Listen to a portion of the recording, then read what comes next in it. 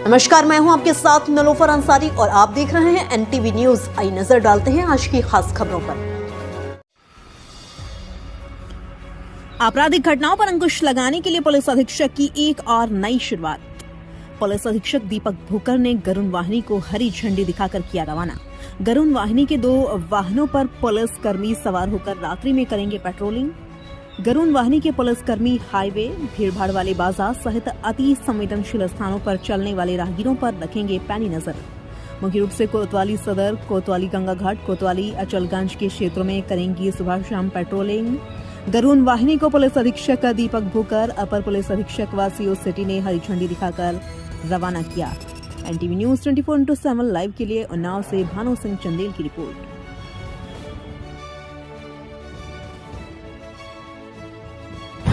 Sir, वाहनों को हरी झंडी दिखाई गई है, किस तरह का उद्देश्य, कैसे काम? देखिए, जनपद उन्नाव में एक गरुड़ वाहिनी जो है, जो हमारी मोटरसाइकिल मोबाइल्स जो है, आज उस गरुड़ वाहिनी का जो है मेरे द्वारा इनॉग्रेशन किया गया है।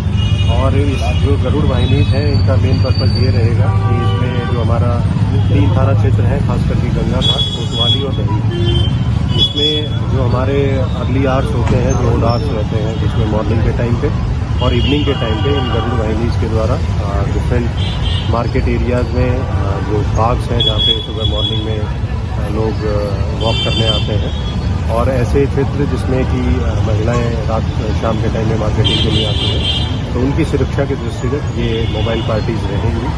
और इनका मेन है कि ये पेट्रोलिंग करेंगी उन क्षेत्र में सुरक्षा सुनिश्चित करने के लिए। और कोई भी इनपुट मिलती है, चाहे वो चेन स्नैचिंग की घटना है या उसका इनपुट मिलता है, तो तुरंत ये मौके पे पहुंच के उसमें जो भी उसमें लोग इन्वॉल्व रहते हैं उनके खिलाफ कार्रवाई करने के लिए ये टीम्स जो है वो रेडी हैं। इनका कोई कॉन्टैक्ट नंबर भी जारी हुआ है क्या? नहीं, ये कंट्रोल रूम से कनेक्टेड रहेंगे सबको, क्योंकि ये मोटरसाइकिल मोबाइल पार्टीज हैं, तो इनको हैंडसेट दिए गए हैं और ये कंट्रोल रूम से कनेक्टेड हैं। के खिलाफ सेंद्रा अभियान।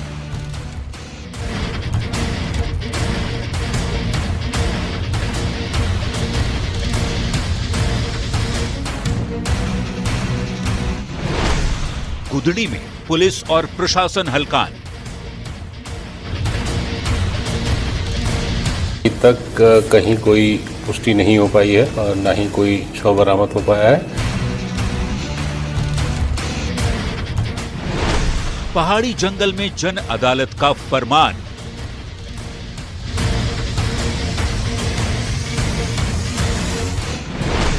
कौन कर रहा उग्रवादियों का कत्लेआम?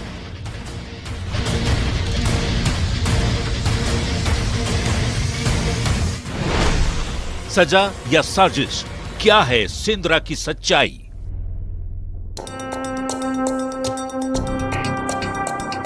चाईबासा का दुर्गम और पहाड़ी इलाका गुदड़ी प्रखंड। यहां सन्नाटा पसरा हुआ है। होटल, बाजार, बैंक सब खाली पड़े हैं, क्योंकि इसी सन्नाटे में सेंद्रा हो रहा है। सेंद्रा यानी गला काट कर हत्या। उग्रवादियों के खिलाफ सेंद्रा अभियान से लोग सहमे हुए हैं। डर के कारण गुदड़ी जाने से कतरा रहे हैं। गोयलकेरा बाजार पर भी इसका असर दिख रहा है। आप सबने देखा कि वहां सेंद्रा करके लोगों को मारा जा रहा है। ये परिस्थितियां कब पैदा होती है? जब पुलिस अपना काम करना छोड़ देती है। चर्चा है कि गुदड़ी में गांव वाले पीएलएफआई उग्रवादियों से परेशान होकर उनकी हत्या कर रहे हैं। शुक्रवार को 2 पीएलएफआई उग्रवादियों की हत्या कर दी गई।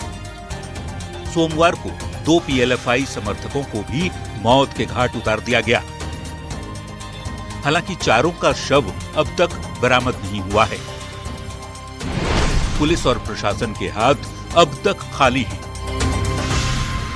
इसमें भी अभी तक कहीं कोई पुष्टि नहीं हो पाई है और न ही कोई शव बरामद हो पाया है। उसमें भी लगातार हम लोग वहाँ भी सत्यापन का प्रयास कर रहे हैं। वहाँ भी हमारी टीम कल भी गई हुई थी, आज भी हमारी टीम निकली हुई है। एक ओर सेंद्रा अभियान, दूसरी ओर सर्च अभियान। पुलिस लाश तलाश रही है, साक्ष्य तलाश रही है।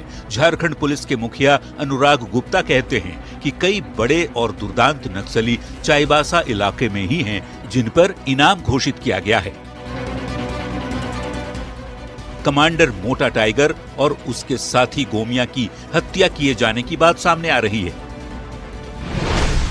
शेख शहदली और शेख नाजीर लापता बताए जा रहे हैं, जो ओडिशा के रायरंगपुर से आए थे। इन दोनों के साथ भी अनहोनी की आशंका है, क्योंकि वहाँ के ग्रामीण जो है वो काफ़ी परेशान है नक्सली के अत्याचार से, उनकी घटनाओं से। तो शायद उनको बताया गया कि ये नक्सली हैं या उग्रवादी हैं, तो उनको घेरा गया। कंफर्म नहीं है, अभी तक बरामदगी नहीं हुई है, पर संभवतः उनके साथ अनहोनी कुछ गांव वालों के द्वारा की गई है, ऐसी सूचनाएं आ रही हैं। गुदड़ी के गांव वालों से कानून हाथ में नहीं लेने की अपील की जा रही है। पुलिस प्रशासन और सुरक्षा बल की टीम जांच कर रही है। सजा या साजिश क्या है सेंद्रा की सच्चाई,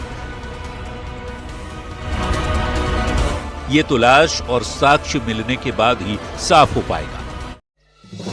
नमस्कार, मैं हूं आपके साथ नलोफर अंसारी और आप देख रहे हैं एनटीवी न्यूज। आई नजर डालते हैं आज की खास खबरों पर।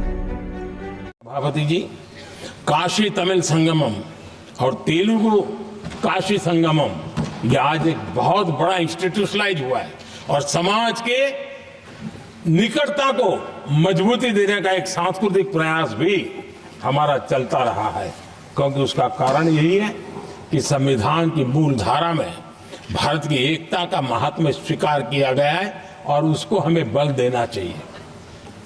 आदरणीय सभापति जी, संविधान के आज 75 वर्ष हो रहे हैं, लेकिन हमारे यहाँ तो 25 वर्ष का भी महत्व होता है, 50 वर्ष का भी महत्व होता है, 60 साल का भी महत्व होता है। जरा हम इतिहास की तरफ नजर करें कि संविधान यात्रा के इन महत्वपूर्ण पड़ाव का क्या हुआ था। जब देश संविधान के 25 वर्ष पूरे कर रहा था, उसी समय हमारे देश में संविधान को नोच लिया गया, इमरजेंसी आपातकाल लाया गया।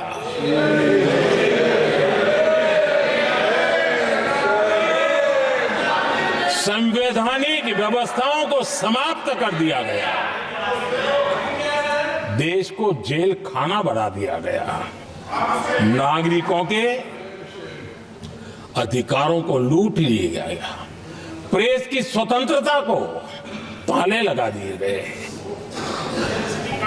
और कांग्रेस के माथे पर ये जो पाप है ना, वो कभी भी धुलने वाला नहीं है, कभी भी धुलने वाला। यह सब हिंदुस्तान, दुनिया में जब जब लोकतंत्र की चर्चा होगी, कांग्रेस के माथे का ये पाप कभी धुलने वाला नहीं है, क्योंकि लोकतंत्र का गला घोंट दिया गया था।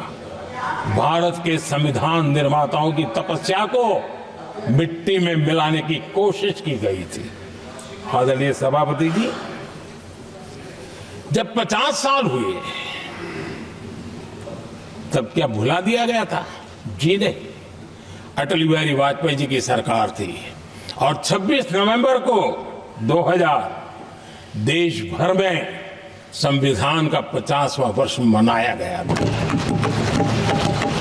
अटल बिहारी वाजपेयी जी ने प्रधानमंत्री के नाते राष्ट्र को एक विशेष संदेश दिया था। एकता, जनभागीदारी, साझेदारी, उसके महत्व पर बल देते हुए उन्होंने संविधान की भावना को जीने का प्रयास किया था, जनता को जगाने का भी प्रयास किया था। और अध्यक्ष जी, जब देश संविधान का 50 वर्ष मना रहा था और जब 50 वर्ष की पूर्णाहुति हुई, तो ये मेरा भी सौभाग्य था कि मुझे भी संविधान की प्रक्रिया से मुख्यमंत्री बनने का अवसर मिल गया। और मैं जब मुख्यमंत्री था, उसी कार्यकाल में संविधान के 60 साल हुए और तब मैंने तय किया था मुख्यमंत्री के नाते कि हम गुजरात में संविधान के 60 साल मनाएंगे।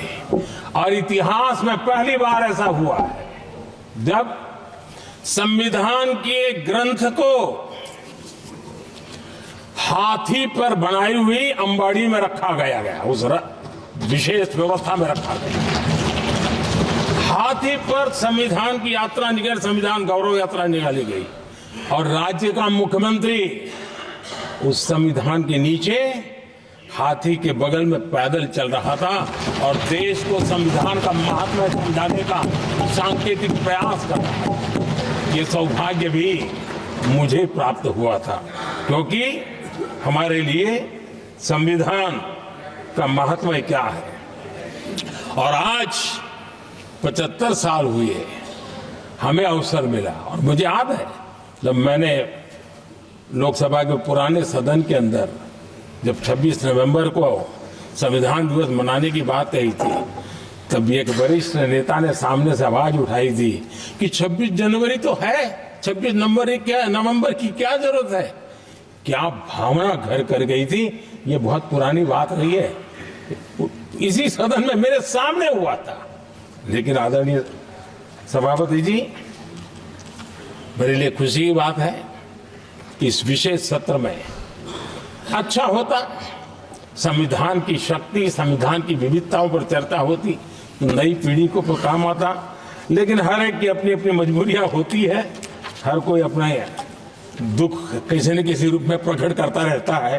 कईयों ने अपनी विफलताओं का दुख प्रकट किया है।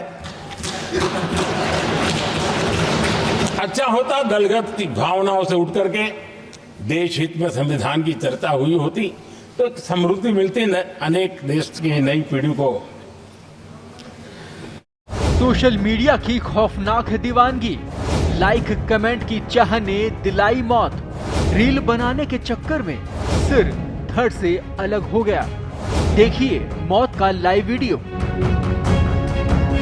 यूपी के आगरा में एक हैरान कर देने वाली घटना सामने आई है, जिसमें एक 20 साल के युवक की रील बनाने के चक्कर में दर्दनाक मौत हो गई। बता दें कि युवक का सिर धड़ से अलग हो गया है। उसे आनन फानन में अस्पताल ले जाया गया, लेकिन डॉक्टरों ने उसे मृत घोषित कर दिया। बता दें कि उत्तर प्रदेश के आगरा में रील बना रहे युवक का सिर धड़ से अलग हो गया है। दरअसल रील बनाते समय युवक स्लो मोशन में आगे गाने पर डांस कर रहा था। इस दौरान उसने गैलरी में लगे लोहे के जाल को ऊपर उठाया और डिसबैलेंस हो गया। डिसबैलेंस होने के कारण युवक नीचे गिरा और उसका सिर धड़ से अलग हो गया। गर्दन करते ही युवक की मौके पर ही दर्दनाक मौत हो गई। घटना का ये वीडियो सोशल मीडिया पर वायरल हो रहा है। वायरल वीडियो 35 सेकंड का है, जिसमें 5 युवक देखे जा रहे हैं। 2 युवक जमीन पर बैठे हैं और एक। नमस्कार, मैं हूं आपके साथ नलोफर अंसारी और आप देख रहे हैं NTV न्यूज। आई नजर डालते हैं आज की खास खबरों पर।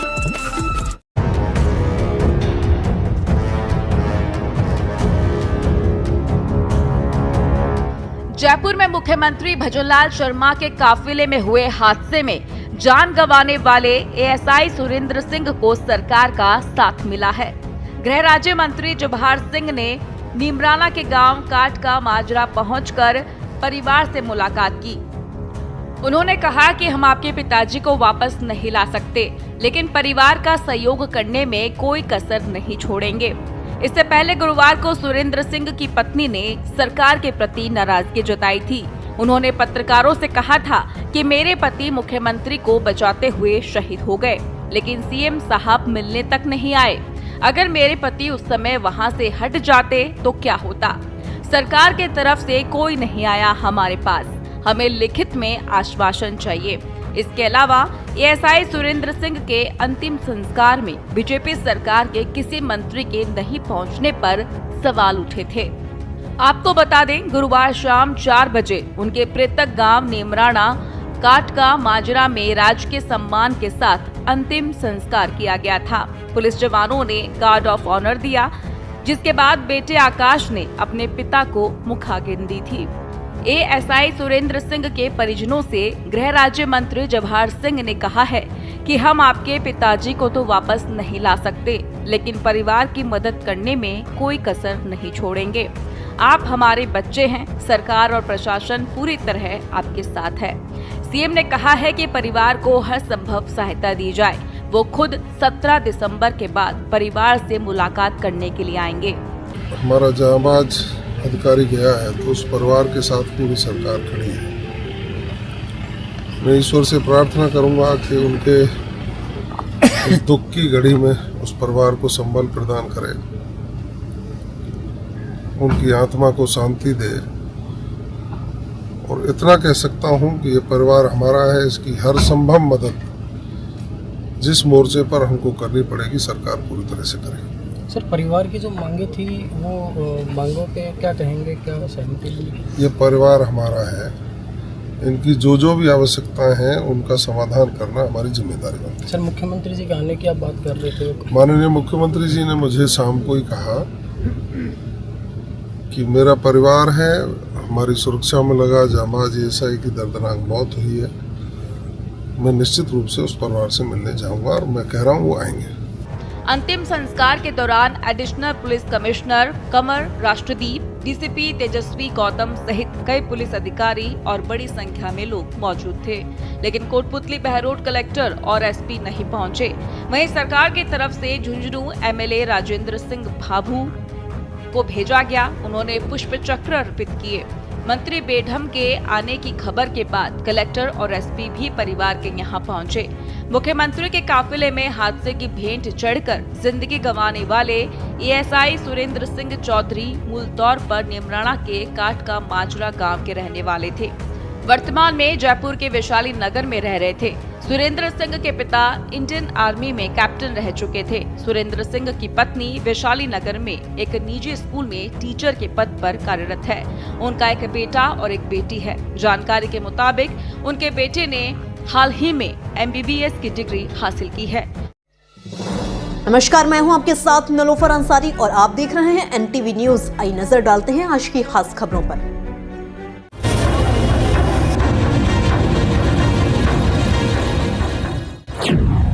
मणि मुर्गन उम्र 30 साल, राजेश शेखर उम्र 36 साल, मरियम्मल उम्र 50 साल, सूपा लक्ष्मी उम्र 45 साल, सुरीली उम्र 50 साल, गोपिका उम्र 6 साल। तमिलनाडु के हॉस्पिटल की आग ने इन 6 लोगों की जान ले ली। मरने वालों में 6 साल की मासूम गोपिका भी है। लोगों का कहना है कि रात 9 बजे के करीब हॉस्पिटल के रिसेप्शन एरिया में धुआं उठना शुरू हुआ। देखते ही देखते हॉस्पिटल के बाहर का पूरा इलाका काले घने धुएं से भर गया और आग की ऊंची ऊंची लपटें दिखाई देने लगी। हॉस्पिटल में आग की खबर से पूरे इलाके में हड़कंप मच गया। पुलिस और फायर ब्रिगेड की कई गाड़ियों की मदद से आग पर काबू पा लिया गया, लेकिन 6 साल की बच्ची समेत 6 लोगों की मौत तब तक हो चुकी थी। डिंगडुगुल के ऑर्थोपेडिक केयर सिटी हॉस्पिटल में यह हादसा हुआ है। पूरा हॉस्पिटल आग की लपटों से घिरा था। अंदर 30 से ज्यादा मरीज भर्ती थे। हॉस्पिटल स्टाफ के लोग भी थे। मरीजों के साथ आए उनके रिश्तेदार, तीमारदार थे। लेकिन राहत की बात रही कि पुलिस और फायर ब्रिगेड के लोगों ने जान पर खेलकर करीब करीब सभी लोगों को सुरक्षित बाहर निकाल लिया। इस हादसे में 20 से ज्यादा लोग झुलस गए हैं। दूसरे हॉस्पिटल में इनका इलाज चल रहा है। लेकिन सवाल है कि आखिर कब तक ऐसे हादसों का लोग शिकार होते रहेंगे? अस्पतालों में लापरवाही की आग के लिए जिम्मेदार कौन है? हर हादसे के बाद जांच की बात कही जाती है, लेकिन डिंगडुगुल के निजी हॉस्पिटल में हुए इस हादसे ने एक बार फिर इस बात की पुष्टि की है कि लगातार हो रही घटनाओं के बावजूद हॉस्पिटल सुरक्षा को लेकर गंभीर चूक हो रही है। पिछले महीने झांसी में हुई घटना के बाद अब तमिलनाडु के हॉस्पिटल में आग ने फिर उसी सवाल पर लाकर खड़ा कर दिया है कि आखिर ऐसे हादसों पर लगाम कब लगेगा। एक रिपोर्ट के मुताबिक पिछले 5 साल में देश के 11 बड़े हॉस्पिटल में आग लगने की वजह से 107 लोग जान गंवा चुके हैं। पिछले साल जून में अमेरिका के नेशनल लाइब्रेरी ऑफ मेडिसिन में छपी रिपोर्ट ने भारत के हॉस्पिटलों में सुरक्षा इंतजामों की पोल खोल दी थी। इस जर्नल के मुताबिक सरकारी और प्राइवेट दोनों ही अस्पतालों में आग लगने की करीब करीब बराबर घटनाएं होती हैं। रिपोर्ट में दावा किया गया था कि फायर डिपार्टमेंट से लेकर तमाम रेगुलेटर्स की मंजूरी लेने में कोताही बरती जाती है। रिपोर्ट में कहा गया, जिन हॉस्पिटल में आग लगने की घटनाएं हुई हैं, जांच के दौरान इनके इलेक्ट्रिक सर्किट काफी पुराने पाए गए। हादसे वाले अस्पतालों में अवैध रूप से बेसमेंट और पार्किंग एरिया में ज्वलनशील पदार्थ भी पाए गए थे। अस्पताल में प्रॉपर वेंटिलेशन की सुविधा भी नहीं थी और ज्यादातर मौत आग लगने के बाद धुआं जमने के कारण हो गई थी। चाहे अस्पताल हो या कोई भी इमारत, आग लगने की सबसे बड़ी वजह शॉर्ट सर्किट होती है। विशेषज्ञों के मुताबिक इसीलिए हमें हॉस्पिटल हो या फिर कोई इमारत, समय समय पर वायरिंग चेक करनी चाहिए। सबसे ज्यादा ध्यान इलेक्ट्रिक मीटर का रखना चाहिए। कोशिश की जानी चाहिए कि मीटर बाहरी एरिया में किसी खुली जगह पर हो। इससे आग लगने की घटनाओं में 50% तक कमी की जा सकती है। नमस्कार, मैं हूं आपके साथ नलोफर अंसारी और आप देख रहे हैं एनटीवी न्यूज। आई नजर डालते हैं आज की खास खबरों पर। आसीवन थाना क्षेत्र अंतर्गत देवर ने अपनी ही सगी भाभी को उतारा मौत के घाट। गांव गली मोहल्ले में सनसनी मची हुई है।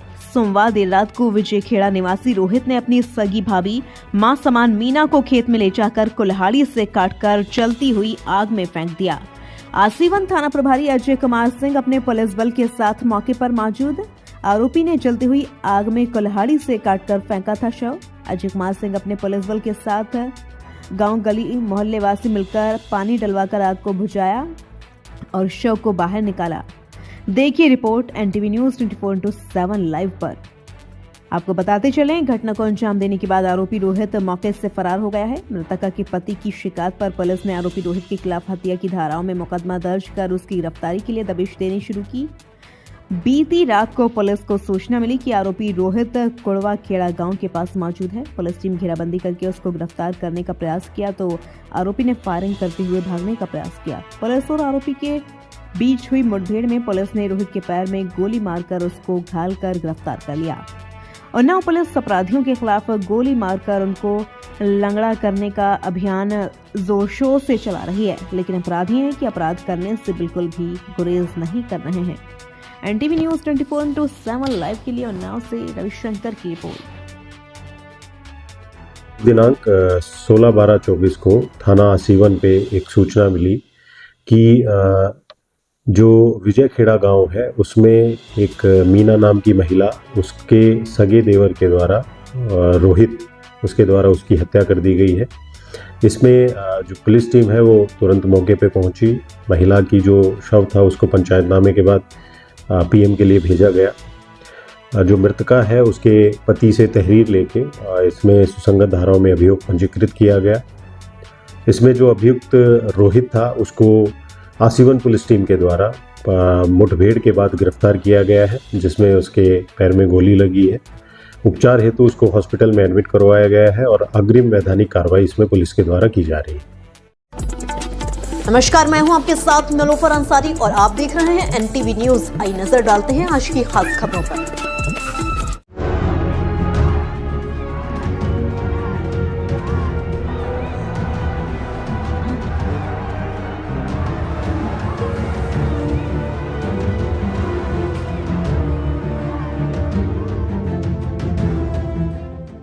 राजस्थान सरकार के 1 साल पूरे होने के उपलक्ष्य में प्रधानमंत्री नरेंद्र मोदी 1 वर्ष परिणाम उत्कर्ष कार्यक्रम में भाग लेने के लिए राजस्थान के जयपुर पहुंचे। इस दौरान प्रधानमंत्री ने 46,300 करोड़ रुपए से ज्यादा की 24 अहम परियोजनाओं का उद्घाटन और शिलान्यास किया।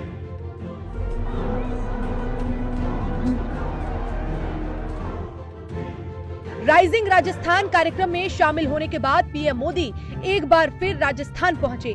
यहां CM Bhajanlal Sharma, deputy CM दिया कुमारी, प्रेमचंद बैरवा समेत कई मंत्री और संगठन के नेताओं ने उनका स्वागत किया।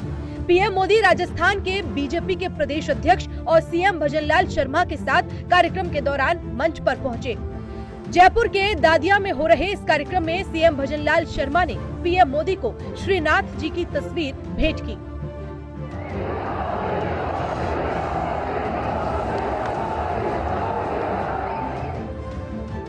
आपको बता दें कि दिसंबर में दूसरी बार राजस्थान आए पीएम मोदी ने प्रदेश में ERCP योजना का उद्घाटन किया। इसके अलावा भी कई विकास परियोजनाओं का शुभारंभ किया। कार्यक्रम में अपने संबोधन में पीएम मोदी ने सभी का अभिवादन करने के बाद भजनलाल सरकार के 1 साल पूरे होने की बधाई दी। पीएम मोदी ने इसके बाद ERCP प्रोजेक्ट पर बात करते हुए कहा कि इस परियोजना के जरिए राजस्थान सबसे कनेक्टेड राज्यों में से एक होगा। पिछली कांग्रेस सरकार ने बहुत अन्याय किया था। पेपर लीक और भर्तियों में घोटाला ये राजस्थान की पहचान बन चुकी थी। भाजपा सरकार ने आते ही इसकी जांच शुरू की और कई गिरफ्तारियां भी हुई है। इतना ही नहीं, भाजपा सरकार ने यहां एक साल में हजारों भर्तियां भी निकाली है। यहां पूरी पारदर्शिता से परीक्षाएं भी हुई हैं, नियुक्तियां भी हो रही हैं। पिछली सरकार के दौरान राजस्थान के लोगों को बाकी राज्यों की तुलना में महंगा पेट्रोल डीजल खरीदना पड़ता था। पीएम मोदी ने इसके बाद ईआरसीपी प्रोजेक्ट पर बात करते हुए कहा कि इस परियोजना के जरिए राजस्थान सबसे कनेक्टेड राज्यों में से एक बनेगा। पीएम मोदी ने इसके बाद अपनी बात को आगे बढ़ाते हुए कहा कि राजस्थान वो राज्य है जिसकी सेवा बीजेपी ने लंबे समय से की है। पहले भैरों सिंह शेखावत ने सशक्त विकास की नींव रखी, फिर वसुंधरा राजे ने सुशासन की विरासत को आगे बढ़ाया और अब भजनलाल सरकार इसे और समृद्ध करने में जुटी है। यहां भाजपा सरकार बनते ही राजस्थान के मेरे भाइयों बहनों को राहत मिली। केंद्र सरकार पीएम किसान सम्मान निधि योजना के तहत किसानों के बैंक खाते में सीधे पैसे भेजती है। अब डबल इंजन की राजस्थान भाजपा सरकार उसमें इजाफा करके अतिरिक्त पैसे जोड़कर किसानों को मदद पहुंचा रही है। इंफ्रास्ट्रक्चर से जुड़े कामों को भी यहां डबल इंजन की सरकार तेजी से जमीन पर उतार रही है। भाजपा ने जो वायदे किए थे उन्हें वो तेजी से पूरा कर रही है। पीएम मोदी ने अपने संबोधन के दौरान पूर्ववर्ती गहलोत सरकार पर भी जमकर निशाना साधा। उन्होंने कहा कि पिछली सरकार ने यहाँ के नौजवानों के साथ बहुत अन्याय किया है। पेपर लीक और भर्तियों में घोटाला ये राजस्थान की पहचान बन गया था। पीएम मोदी ने अपनी बात को आगे बढ़ाते हुए अटल सरकार का उदाहरण दिया। उन्होंने बताया कि केंद्र में जब अटल बिहारी वाजपेयी की सरकार थी तो उन्होंने नदियों को जोड़ने की परियोजना शुरू की। पानी का महत्व राजस्थान से बेहतर कौन जानता है। जब अटल बिहारी वाजपेयी जी की सरकार थी तो अटल जी ने नदियों को जोड़ने का विजन रखा था। उन्होंने इसके लिए एक विशेष कमेटी भी बनाई। मकसद यही था कि जिन नदियों में जरूरत से ज्यादा पानी है, समुद्र में बह रहा है, उसको सूखाग्रस्त क्षेत्रों तक पहुंचाया जा सके। इससे बाढ़ की समस्या और दूसरी तरफ सूखे की समस्या दोनों का समाधान संभव था। पीएम मोदी ने पार्वती, काली सिंध और चंबल नदी के जलों के प्रतिरूपी घड़ों में भरे पानी को पार्वती, काली सिंध, चंबल योजना के प्रतिरूपी घड़े में पानी मिलाकर इसका शिलान्यास किया, जिसे राम सेतु कलश कहा गया। पौराणिक मान्यताओं के मुताबिक कलश के मुख में विष्णु, कंठ में महेश, मूल में ब्रह्मा और मध्य में मां शक्ति का वास होता है। इस तरह तीनों नदियों का जल इस एक कलश में मिलाकर इनके साथ साथ सभी देवी देवताओं का आशीर्वाद लिया गया। नमस्कार, मैं हूं आपके साथ नलोफर अंसारी और आप देख रहे हैं एनटीवी न्यूज। आई नजर डालते हैं आज की खास खबरों पर।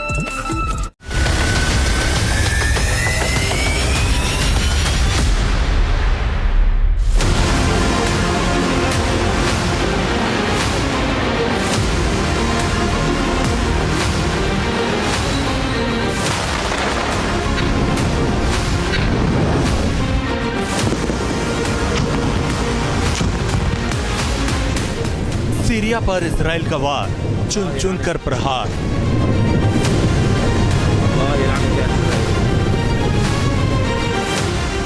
गोलन हाइट्स पर आईडीएफ की चढ़ाई, भीषण हुई लड़ाई।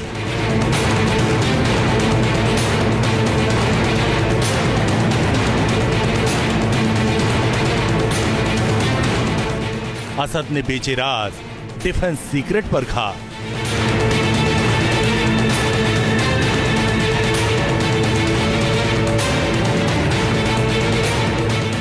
बशर को बेंजामिन का साथ, दुश्मन से मिलाया हाथ।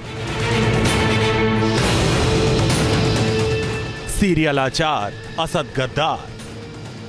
8 दिसंबर को सीरिया में तख्ता पलट हुआ। दावा किया गया कि 13 साल से जारी गृहयुद्ध का खात्मा हो गया, लेकिन इदलिब से हमा तक का इलाका अब भी बारूदी वार पलटवार से धधक रहा। गोलन हाइट्स से लेकर माउंट हरमन तक आईडीएफ के टैंक हुंकार भर रहे हैं। इजरायली डिफेंस फोर्स चुन चुनकर सीरिया में सरकारी आर्म्स डिपो, मिसाइल साइलो और हथियार भंडार को टारगेट कर रही है। इजरायली मिसाइलों की मार से सीरिया के अंदरूनी इलाका दहक रहा है। आईडीएफ के लड़ाकू विमान सीरिया पर चौतरफा पिन पॉइंट अटैक कर रहे हैं।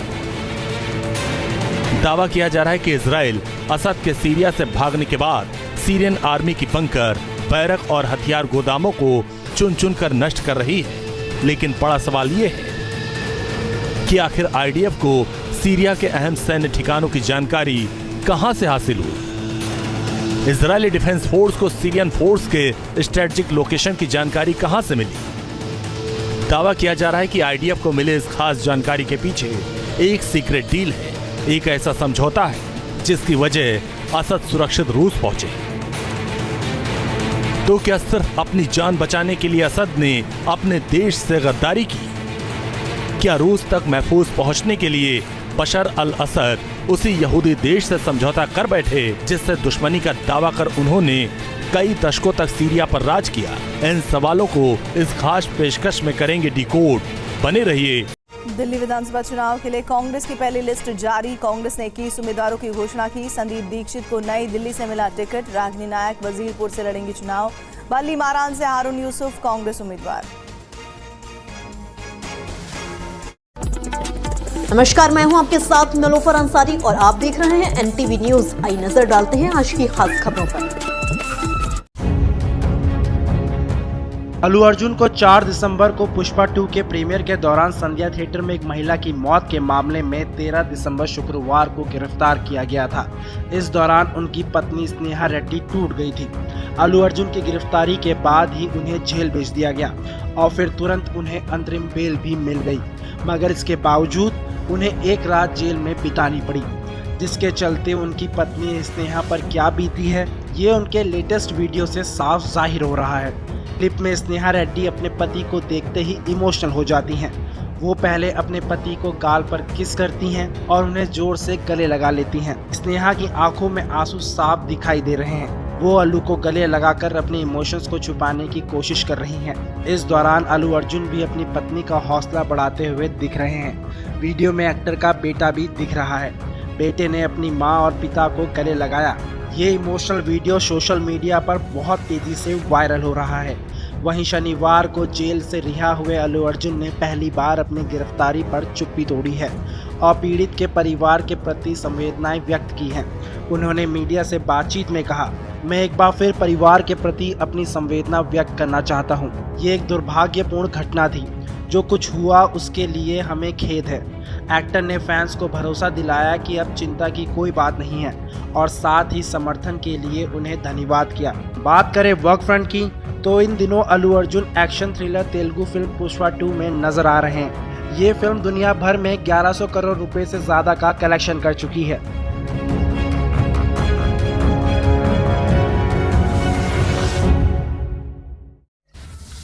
नमस्कार, मैं हूं आपके साथ नलोफर अंसारी और आप देख रहे हैं एनटीवी न्यूज। आई नजर डालते हैं आज की खास खबरों पर। आज थाना समाधान दिवस के अवसर पर जिलाधिकारी घनश्याम मीना व पुलिस अधीक्षक डॉक्टर दीक्षा शर्मा ने संयुक्त रूप से ललपुरा थाना का निरीक्षण कर जन सुनवाई की। इस मौके पर प्राप्त जन शिकायतों समस्याओं का समयबद्ध व गुणवत्तापूर्ण ढंग से निस्तारण के निर्देश संबंधित को दिए। जिलाधिकारी व पुलिस अधीक्षक ने शिकायत रजिस्टर का अवलोकन कर गत समाधान दिवस की शिकायतों के निस्तारण के संबंध में फीडबैक लिया। उन्होंने कहा कि किसी एक प्रकरण की बार बार शिकायत नहीं मिलनी चाहिए, इसलिए पहली बार में ही उसका गुणवत्तापूर्ण निस्तारण किया जाए ताकि किसी को बार बार परेशान न होना पड़े। इस दौरान जिलाधिकारी व पुलिस अधीक्षक ने थाने के विभिन्न रजिस्टरों का अवलोकन कर उसके संबंध में थाना प्रभारी और अन्य संबंधित को जरूरी दिशा निर्देश दिए। उन्होंने कहा कि थाना समाधान दिवस के अवसर पर प्राप्त होने वाली शिकायतों का 1 सप्ताह के अंदर अनिवार्य रूप से गुणवत्तापूर्ण ढंग से निस्तारण कर दिया जाए, इसमें कोई लापरवाही न बरती जाए। जिलाधिकारी ने कहा कि जमीनी विवाद के प्रकरण में पुलिस व राजस्व की संयुक्त टीम मौके पर जाकर इसका निस्तारण करे। पैमाइश और कब्जा दिलाने संबंधी शिकायतों का उसी दिन मौके पर पहुंचकर गुणवत्तापूर्ण निस्तारण किया जाए। नमस्कार, मैं हूं आपके साथ नलोफर अंसारी और आप देख रहे हैं एनटीवी न्यूज। आई नजर डालते हैं आज की खास खबरों पर। खबर यूपी के जनपद उन्नाव से है, जहां सीवन थाना क्षेत्र अंतर्गत हैदराबाद चौकी प्रभारी राम अवतार ने अपने पुलिस बल के साथ चलाया चेकिंग अभियान। हैदराबाद हरी चौराहे पर पैदल गश्त कर वाहनों की तलाशी ली और चालान किया गया। हैदराबाद चौकी प्रभारी राम अवतार ने लोगों से कहा कि माहौल खराब करने वालों को कार्रवाई की चेतावनी दी। आज सीवन थाना क्षेत्र हैदराबाद चौकी में राम अवतार चौकी प्रभारी ने सुरक्षा के मद्देनजर हैदराबाद और हरी चौराहा में चेकिंग अभियान चलाया। हैदराबाद चौकी प्रभारी राम अवतार ने पैदल गश्त करते हुए संदिग्ध वाहनों की तलाशी कराई। इस दौरान पुलिस ने लोगों से बातचीत की और शांति व्यवस्था बनाए रखने की अपील की। असामाजिक तत्वों को चेतावनी देते हुए कहा कि अगर माहौल खराब करने का प्रयास किया तो कड़ी कानूनी कार्रवाई की जाएगी। एनटीवी न्यूज 24/7 लाइव के लिए रविशंकर उन्नाव की रिपोर्ट।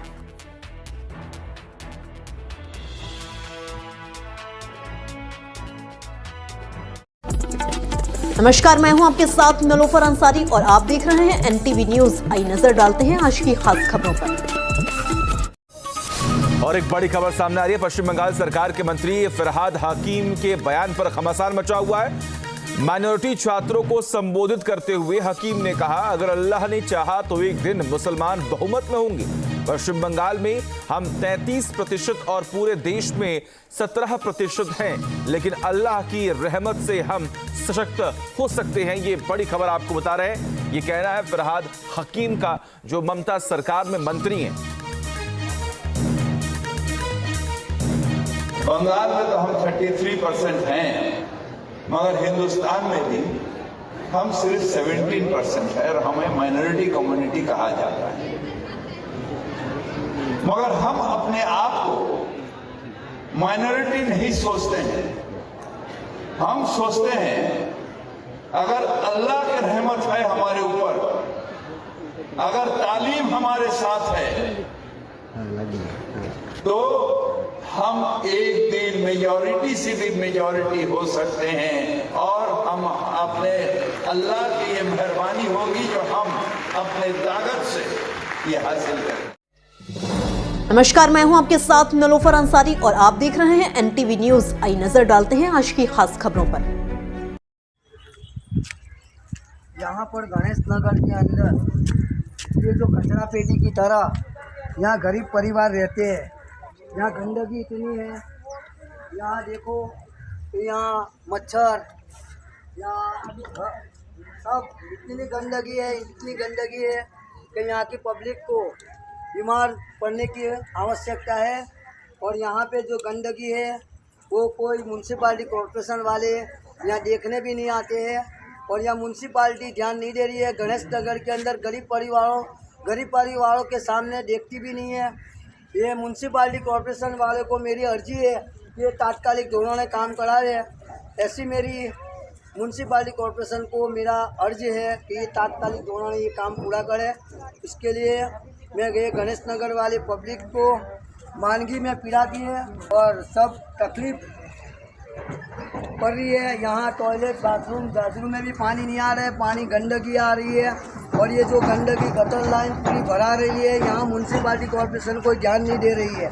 यहाँ को कॉरपोरेशन ये कचरा भी भरने नहीं आता है, ना कोई चीज़ कर रही है। म्यूनसिपालिटी का क्या है, ये अगर जो ये म्यूनसिपालिटी कॉरपोरेशन यहाँ पे काम नहीं करेगी तो कायदेसर हम यहाँ गणेश नगर वालों को लेके कलेक्टर ऑफिस पे धरना प्रदर्शन करें।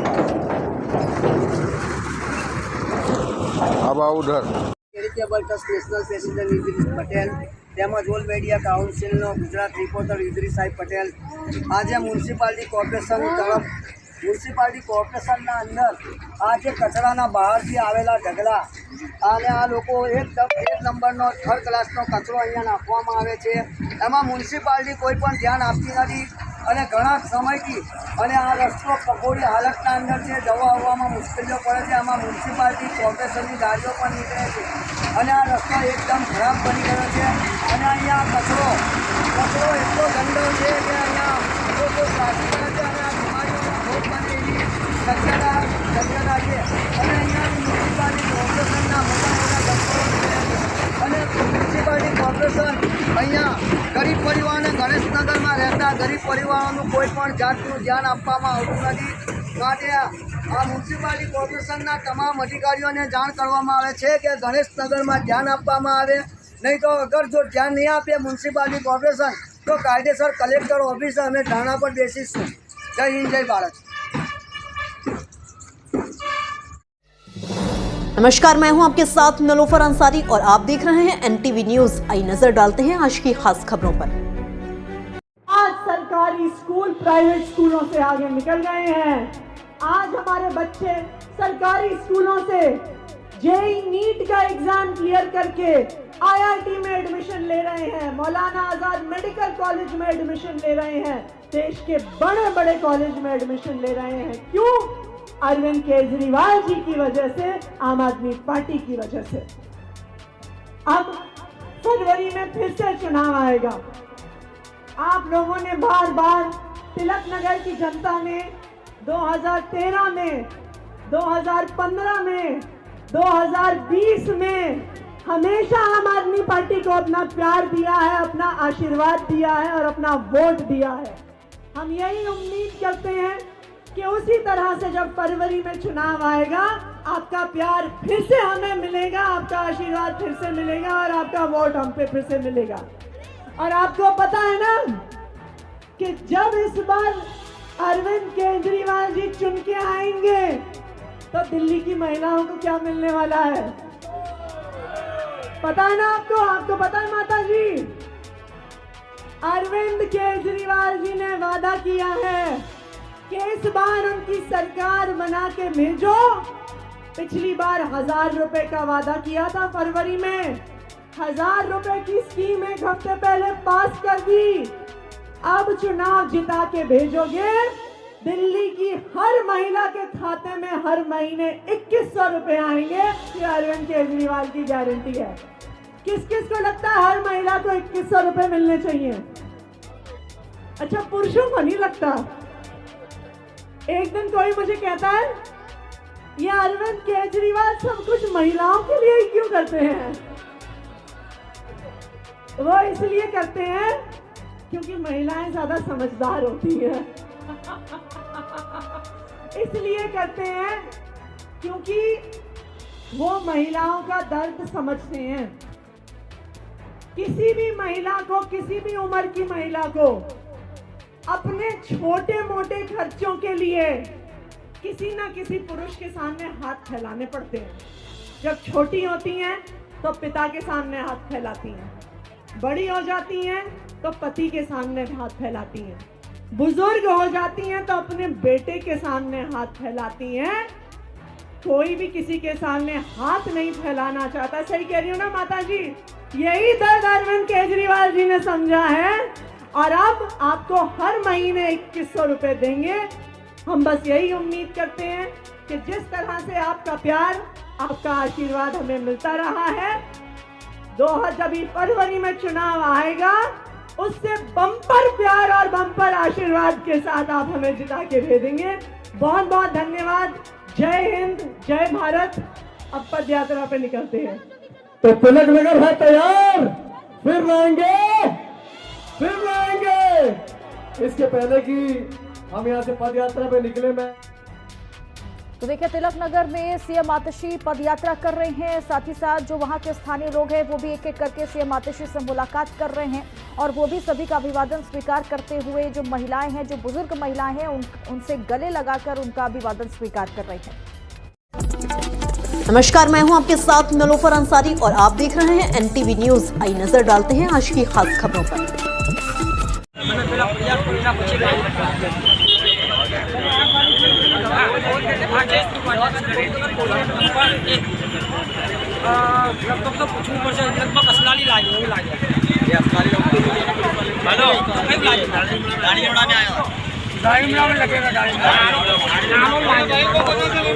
मेरे पास भाई को बना तो भाई मेरे को बना तो अरे भाई मेरे पास भाई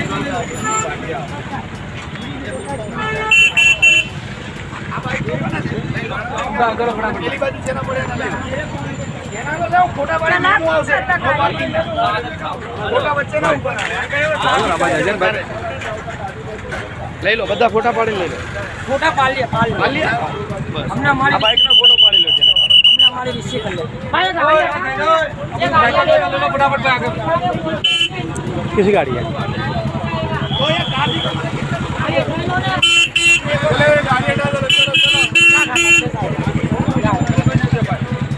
अब बाइक को फोटा पड़ेगा।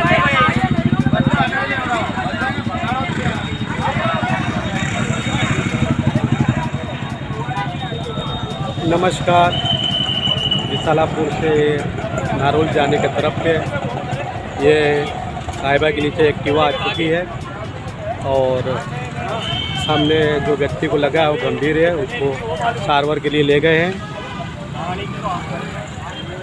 जयपुर पे नाके पे ये एक्सीडेंट हुआ है।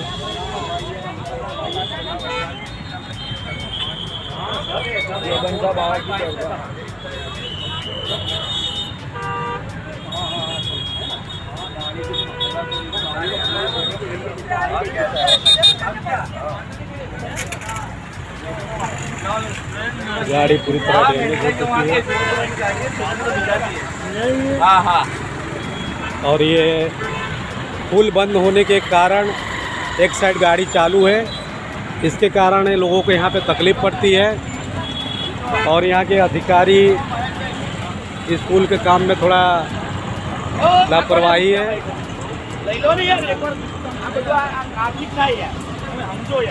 गाड़ी की हालत को दिखाओ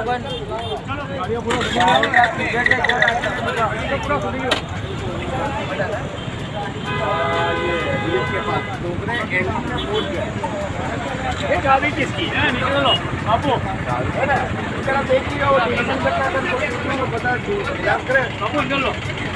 वो ज़्यादा सर पे लगा है इतना गाड़ी नंबर भी लो फटाफट करो भाई। गाड़ी नंबर लिए ये प्लेट नंबर ले लो, प्लेट नंबर लो।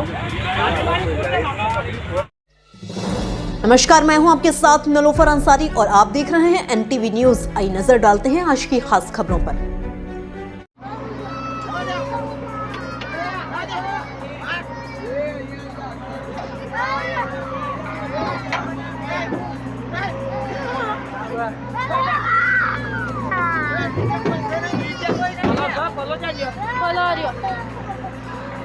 नीचे कोई नहीं ना नीचे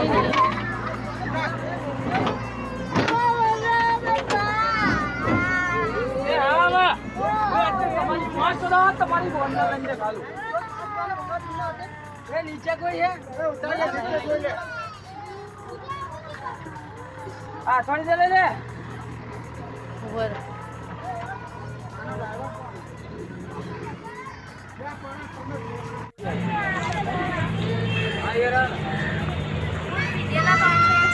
हटो तो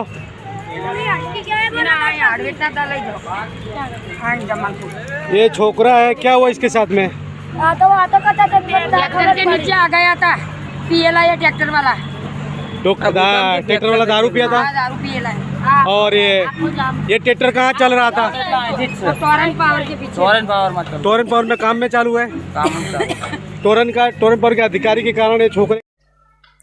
नमस्कार, मैं हूं आपके साथ नलोफर अंसारी और आप देख रहे हैं एनटीवी न्यूज। आई नजर डालते हैं आज की खास खबरों पर।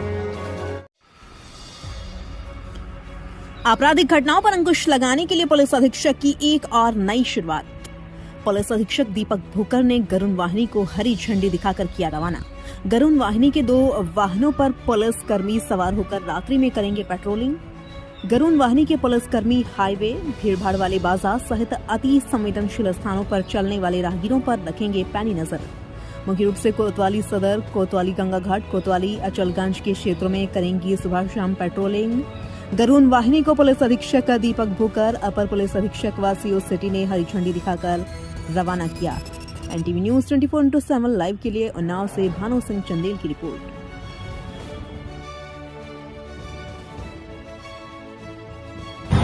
सर, वाहनों को हरी झंडी दिखाई गई है, किस तरह का उद्देश्य, कैसे काम? देखिए, जनपद उन्नाव में एक गरुड़ वाहिनी जो है, जो हमारी मोटरसाइकिल मोबाइल्स जो है, आज उस गरुड़ वाहिनी का जो है मेरे द्वारा इनॉग्रेशन किया गया है।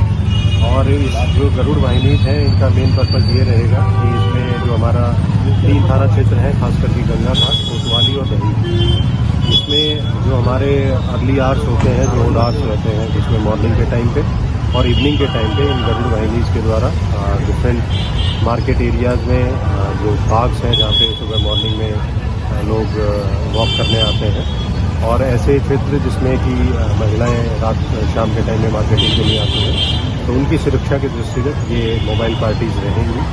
और इनका मेन है कि ये पेट्रोलिंग करेंगी उन क्षेत्र में सुरक्षा सुनिश्चित करने के लिए। और कोई भी इनपुट मिलती है, चाहे वो चेन स्नैचिंग की घटना है या उसका इनपुट मिलता है, तो तुरंत ये मौके पे पहुंच के उसमें जो भी उसमें लोग इन्वॉल्व रहते हैं उनके खिलाफ कार्रवाई करने के लिए ये टीम्स जो है वो रेडी हैं। इनका कोई कॉन्टैक्ट नंबर भी जारी हुआ है क्या? नहीं, ये कंट्रोल रूम से कनेक्टेड रहेंगे सबको, क्योंकि ये मोटरसाइकिल मोबाइल पार्टीज हैं, तो इनको हैंडसेट दिए गए हैं और ये कंट्रोल रूम से कनेक्टेड हैं। के खिलाफ सेंद्रा अभियान।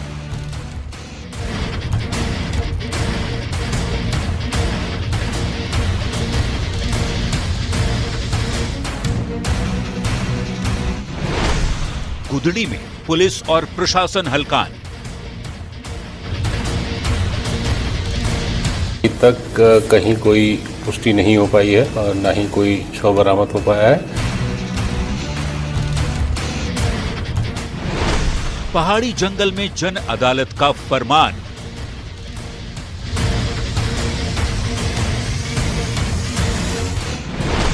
कौन कर रहा उग्रवादियों का कत्लेआम?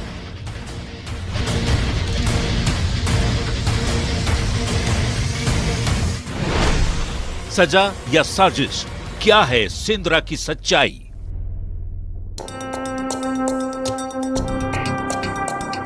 चाईबासा का दुर्गम और पहाड़ी इलाका गुदड़ी प्रखंड।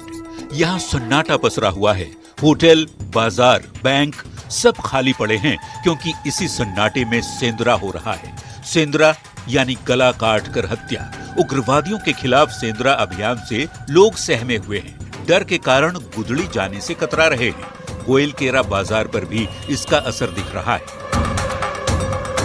आप सबने देखा कि वहां सेंद्रा करके लोगों को मारा जा रहा है। ये परिस्थितियां कब पैदा होती है? जब पुलिस अपना काम करना छोड़ देती है। चर्चा है कि गुदड़ी में गांव वाले पीएलएफआई उग्रवादियों से परेशान होकर उनकी हत्या कर रहे हैं। शुक्रवार को 2 पीएलएफआई उग्रवादियों की हत्या कर दी गई। सोमवार को 2 पीएलएफआई समर्थकों को भी मौत के घाट उतार दिया गया। हालांकि चारों का शव अब तक बरामद नहीं हुआ है। पुलिस और प्रशासन के हाथ अब तक खाली हैं। इसमें भी अभी तक कहीं कोई पुष्टि नहीं हो पाई है और न ही कोई शव बरामद हो पाया है। उसमें भी लगातार हम लोग वहाँ भी सत्यापन का प्रयास कर रहे हैं। वहाँ भी हमारी टीम कल भी गई हुई थी, आज भी हमारी टीम निकली हुई है। एक ओर सेंद्रा अभियान, दूसरी ओर सर्च अभियान। पुलिस लाश तलाश रही है, साक्ष्य तलाश रही है। झारखंड पुलिस के मुखिया अनुराग गुप्ता कहते हैं कि कई बड़े और दुर्दांत नक्सली चाईबासा इलाके में ही हैं, जिन पर इनाम घोषित किया गया है। कमांडर मोटा टाइगर और उसके साथी गोमिया की हत्या किए जाने की बात सामने आ रही है।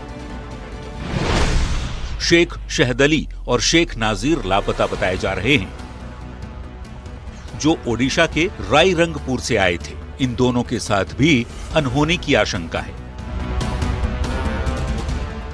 क्योंकि वहाँ के ग्रामीण जो है वो काफ़ी परेशान है नक्सली के अत्याचार से, उनकी घटनाओं से, तो शायद उनको बताया गया कि ये नक्सली हैं या उग्रवादी हैं, तो उनको घेरा गया। कंफर्म नहीं है, अभी तक बरामदगी नहीं हुई है, पर संभवतः उनके साथ अनहोनी कुछ गांव वालों के द्वारा की गई, ऐसी सूचनाएं आ रही हैं। गुदड़ी के गांव वालों से कानून हाथ में नहीं लेने की अपील की जा रही है। पुलिस प्रशासन और सुरक्षा बल की टीम जांच कर रही है। सजा या साजिश, क्या है सेंद्रा की सच्चाई? ये तो लाश और साक्ष्य मिलने के बाद ही साफ हो पाएगा। नमस्कार, मैं हूं आपके साथ नलोफर अंसारी और आप देख रहे हैं एनटीवी न्यूज। आई नजर डालते हैं आज की खास खबरों पर। अल्लू अर्जुन को 4 दिसंबर को पुष्पा 2 के प्रीमियर के दौरान संध्या थिएटर में एक महिला की मौत के मामले में 13 दिसंबर शुक्रवार को गिरफ्तार किया गया था। इस दौरान उनकी पत्नी स्नेहा रेड्डी टूट गई थी। अल्लू अर्जुन की गिरफ्तारी के बाद ही उन्हें जेल भेज दिया गया और फिर तुरंत उन्हें अंतरिम बेल भी मिल गई, मगर इसके बावजूद उन्हें एक रात जेल में बितानी पड़ी, जिसके चलते उनकी पत्नी स्नेहा पर क्या बीती है ये उनके लेटेस्ट वीडियो से साफ जाहिर हो रहा है। क्लिप में स्नेहा रेड्डी अपने पति को देखते ही इमोशनल हो जाती हैं।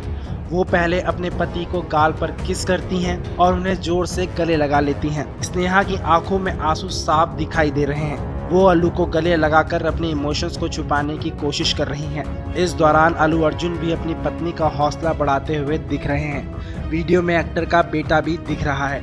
बेटे ने अपनी माँ और पिता को गले लगाया। ये इमोशनल वीडियो सोशल मीडिया पर बहुत तेजी से वायरल हो रहा है। वहीं शनिवार को जेल से रिहा हुए अल्लू अर्जुन ने पहली बार अपनी गिरफ्तारी पर चुप्पी तोड़ी है और पीड़ित के परिवार के प्रति संवेदनाएं व्यक्त की हैं। उन्होंने मीडिया से बातचीत में कहा, मैं एक बार फिर परिवार के प्रति अपनी संवेदना व्यक्त करना चाहता हूं। ये एक दुर्भाग्यपूर्ण घटना थी। जो कुछ हुआ उसके लिए हमें खेद है। एक्टर ने फैंस को भरोसा दिलाया कि अब चिंता की कोई बात नहीं है और साथ ही समर्थन के लिए उन्हें धन्यवाद किया। बात करें वर्क फ्रंट की तो इन दिनों Allu Arjun action thriller Telugu film Pushpa 2 में नजर आ रहे हैं। ये फिल्म दुनिया भर में 1100 करोड़ रुपए से ज्यादा का कलेक्शन कर चुकी है।